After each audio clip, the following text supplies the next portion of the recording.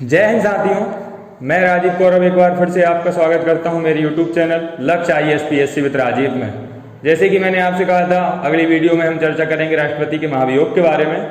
आज जानेंगे क्या होता है महाभियोग, इस शब्द का अर्थ क्या होता है, संविधान के किन किन अनुच्छेदों में राष्ट्रपति पर महाभियोग की प्रक्रिया का वर्णन है, क्या अभी तक किसी राष्ट्रपति पर महाभियोग लगा है, और समझेंगे पूरी प्रक्रिया को। आइए देखते हैं राष्ट्रपति पर महाभियोग, इम्पीचमेंट ऑन प्रेसिडेंट। इसके लिए सबसे पहले हमें भारतीय संविधान के दो अनुच्छेदों का सहारा लेना पड़ता है। First is article 56 and second is article 61। अनुच्छेद 56 क्या कहता है कि राष्ट्रपति पर जो महाभियोग लगाया जाएगा उसका कारण क्या होगा। तो राष्ट्रपति पर महाभियोग लगाने का एकमात्र कारण होता है संविधान का अतिक्रमण, वायोलेशन ऑफ कॉन्स्टिट्यूशन। देखिए, राष्ट्रपति एक संवैधानिक पद होता है, देश का प्रथम नागरिक होता है, इसीलिए उन पर कदाचार या मानसिक अक्षमता आदि के कारण पद से नहीं हटाया जा सकता उन्हें। उनके लिए केवल एकमात्र शर्त है संविधान का अतिक्रमण। जब उन पर संविधान का अतिक्रमण का वो लगता है तो अनुच्छेद 61 की प्रक्रिया के तहत उन पर फिर महाभियोग प्रक्रिया लगाई जाती है। अब यहाँ पर जो शब्द है महाभियोग, ये मात्र राष्ट्रपति महोदय के लिए प्रयोग किया जाता है, जबकि सुभाष कश्यप साहब कहते हैं, संविधान विशेषज्ञ बहुत बड़े, उनका मानना है कि महाभियोग शब्द का प्रयोग सिर्फ और सिर्फ राष्ट्रपति महोदय के पद से हटाए जाने के दौरान ही प्रयोग में लाया जाता है। संविधान में भी उल्लिखित है ये चीज। लेकिन कुछ लोग जैसे DD बसु साहब का मानना है कि उच्चतम न्यायालय के न्यायाधीशों को जब पद से हटाया जाता है तो उनके लिए भी हम महाभियोग शब्द का प्रयोग कर सकते हैं, जबकि सुभाष कश्यप कहते हैं कि केवल राष्ट्रपति महोदय के लिए महाभियोग और अन्य को पद से हटाने की प्रक्रिया अभियोग कहलाती है। क्या होती है महाभियोग की प्रक्रिया के दौरान, हम देखें तो महाभियोग की प्रक्रिया किसी भी सदन में प्रारंभ की जा सकती है संसद के, जैसे कि लोकसभा में भी प्रारंभ की जा सकती है और राज्यसभा में भी प्रारंभ की जा सकती है। ये जो प्रक्रिया प्रारंभ होती है ये पूर्ण रूप से इसे अर्ध न्यायिक कहा जाता है, एक अर्ध न्यायिक प्रक्रिया है, क्वासी जुडिशियल। लोकसभा में या राज्यसभा में पास, कोई मान के चलते हैं कि लोकसभा में यदि महाभियोग की प्रक्रिया शुरू होती है तो कोई सदस्य इसके लिए जो बिल लेकर आएगा, प्रस्ताव लेकर आएगा, उस प्रस्ताव पर कम से कम 1/4 सदस्यों के हस्ताक्षर होने चाहिए। बिल पर ही, मतलब जो अभियोग लाया जा रहा है उस पर ही 1/4 सदस्यों के हस्ताक्षर हो। फिर ये लोकसभा के अध्यक्ष महोदय के पास जाएगा।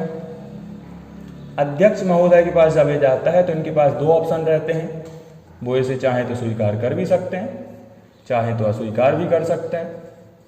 यदि उन्होंने अस्वीकार कर दिया तो खत्म महाभियोग प्रस्ताव, और नहीं तो स्वीकार कर लेते हैं तो इस पर 14 दिन का नोटिस रिलीज किया जाता है।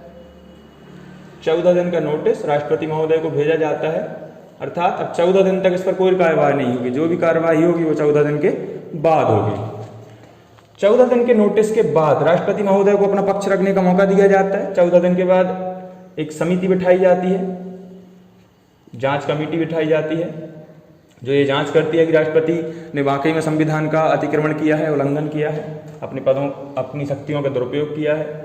उसके बाद लोकसभा में यदि 2/3 सदस्य, कुल सदस्य संख्या की, लोकसभा की कुल सदस्य संख्या का 2/3 सदस्य यदि राष्ट्रपति पर महाभियोग के लिए पक्ष में होते हैं, इसे पास करते हैं, तो 2/3 बहुमत से पास होने के बाद ये लोकसभा से पास माना जाता है। फिर ये जाएगा राज्यसभा के पास।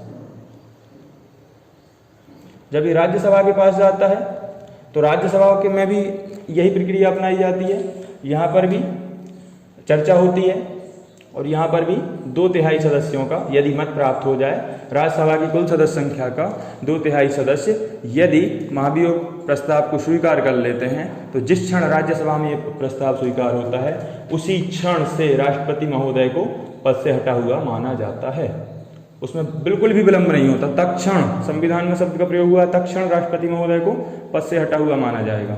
ठीक है, ये प्रक्रिया। अब हम समझते हैं कि आखिर कौन कौन लोग इस प्रक्रिया में भाग लेते हैं,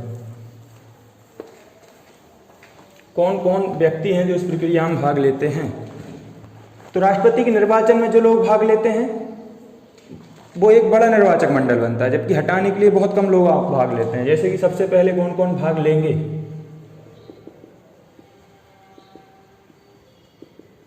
तो लोकसभा और राज्यसभा इन दोनों सदनों के निर्वाचित